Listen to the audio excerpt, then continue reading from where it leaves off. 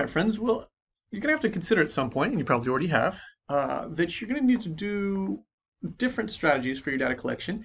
And many of you might have arrived to a point where you're like, okay, should I use a questionnaire or should I perhaps use an interview? Either face-to-face, one-on-one, or via Zoom and a focus group and things like this. But I wanted to just take a moment to break down both the benefits and weaknesses of both techniques. And hopefully this will put you in a better place for deciding what strategy you should employ when you're conducting your own research. I've actually done quite a bit of both, and so I can I'll share with what the slide indicates on here too, and then kind of some personal experience that might shape your perspective on what might be best for your study. So questionnaires. Questionnaires are arguably the more popular option, especially for a master's thesis. My doc students who are writing dissertations tend to lean more in towards the interview, but I would really advise the questionnaire, especially for a master's student, because of the time constraints that we have and the requirements of the degree. But let's start with that. So what is good about the questionnaire? I typically describe questionnaires as the McDonald's of research, right? Fast, easy, and cheap. Okay. However, if you're looking for a good meal, you probably won't go to McDonald's. I mean, I like McDonald's, right? But like if you're looking for a good cuisine, right? You're not going to go to McDonald's because that exact reason. It is cheap, it is easy, and it's fast, right? I mean, that's part of the reason why it's not necessarily good cuisine. So less time consuming, obviously less expensive, and these are benefits, but also drawbacks, right? I mean, like, so I'm sure you've filled them out before. I know I have. You could go to BuzzFeed, for example, and it'll be, they'll have a questionnaire on which cheese are you, so you fill it out and you're like, oh, I'm Gouda, or I'm cheddar or whatever, right? Because they are easy and they're very inexpensive, and people have a tendency to want to do them. Actually, human beings love talking about ourselves, even if it's in questionnaire form. So it's useful in that respect. The biggest benefit is that it can be anonymous, especially if you use an online questionnaire. Anonymity is going to make such a huge difference in your response rate, particularly if your research deals with something sensitive. All right, so I really want to emphasize that as potentially the biggest benefit of questionnaires is the potential for anonymity. And this would lead into that next point of they're very good for sensitive topics. Because of anonymity being what it is, or the nature of anonymity, if you have a sensitive topic, anonymity is going to be your best way to encourage more people to participate in your research, but maybe more importantly, those who do participate are going to be more likely to tell the truth. They're going to feel more free, essentially, to share their perspective, even if it's not a popular perspective, right? Which is, in research, what we really want. We don't want people that are going to tell us what we want to hear, what they think we want to hear. We want participants who will tell us the truth, how they truly feel, in an unbiased, without regard, without reserve, right? They just tell you. And that's where these questionnaires become such a useful tool. So personally, I do a lot of research on topics that make people uncomfortable. So a lot of my research involves violence, mass shootings, racism, sexism, pornography, these sort of things, right? And most people don't want to tell you their opinions about these things because they're either triggering or they're very socially charged or politically charged perspectives, right? I mean, regardless of how you feel about many of those things, it does put you in some sort of social political box or label, and many people don't like to share that, which I understand, right? But with a questionnaire, it provides the anonymity where people feel more at ease sharing these perspectives, which I have to say, as a social psychologist, has been a godsend. So I really lean heavily on these questionnaires. The flip side of this, interviews, for example, are particularly good for groups where understanding of the topic might be limited. So the first two points on there, good for young children.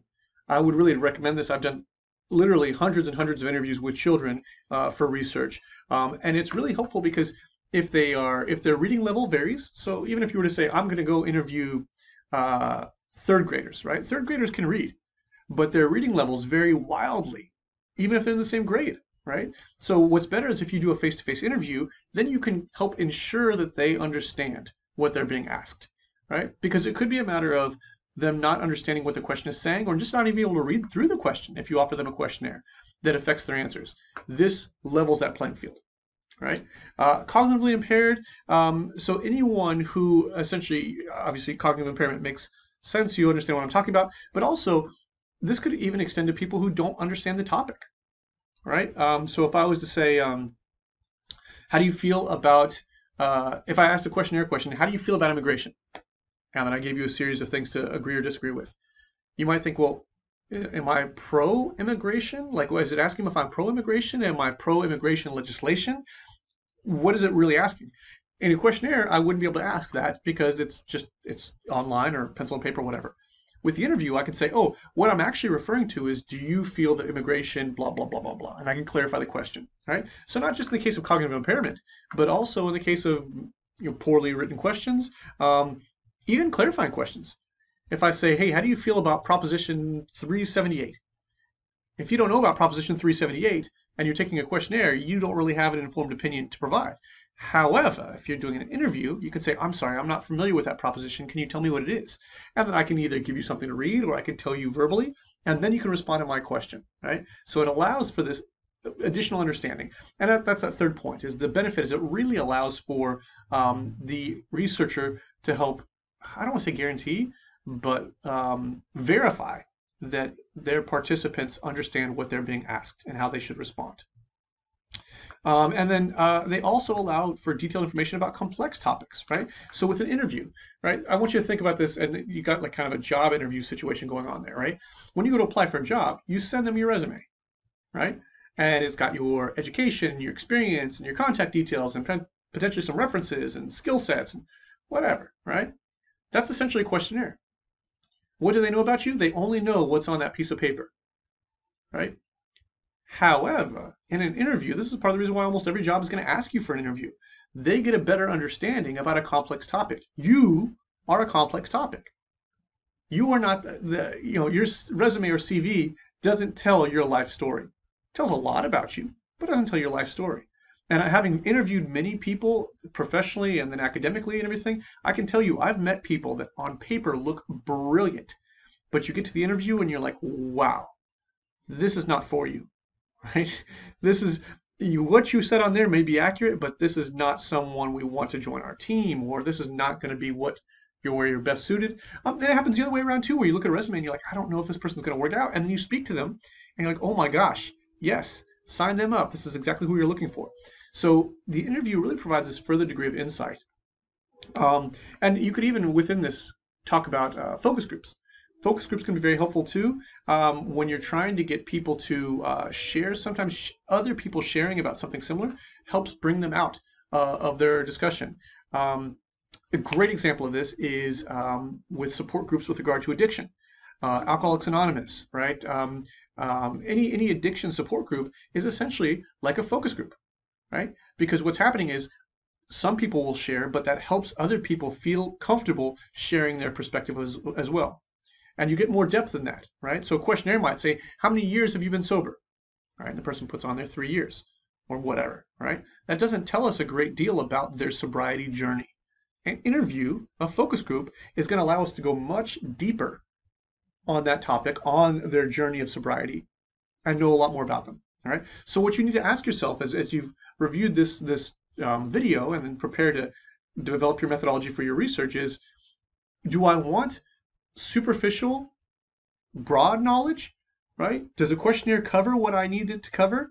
Or do I want to go much more in depth and find out more detail with potentially a smaller sample, right? What's going to best answer my questions? What's going to best address my hypotheses and research questions, right? Is my subject matter maybe too sensitive for an interview? Will people be comfortable enough sharing with me face to face or via Zoom, whatever, the truth about how they feel?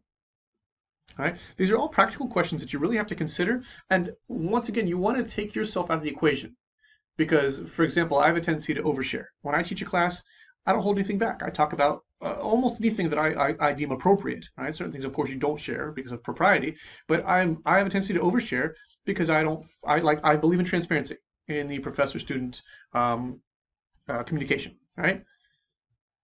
So I might think, oh, I'm comfortable sharing my opinion about that, but when I'm researching, I think, what would the average person do? How would the average person, or maybe the average to slightly sensitive person, feel about being asked to share certain things? And if I can share this is actually something I've learned fairly recently, is I found that students today are much more reserved about what they share than students, I think, previously, where they're much more protective about their data and their perspective than they have been previously. So it's sometimes much harder to get participants to share their perspective with you. So just throwing it out there, keep that in mind as you go to set up your study, that it is a harder market out there for researchers in terms of getting good feedback and answers to the questions we're asking.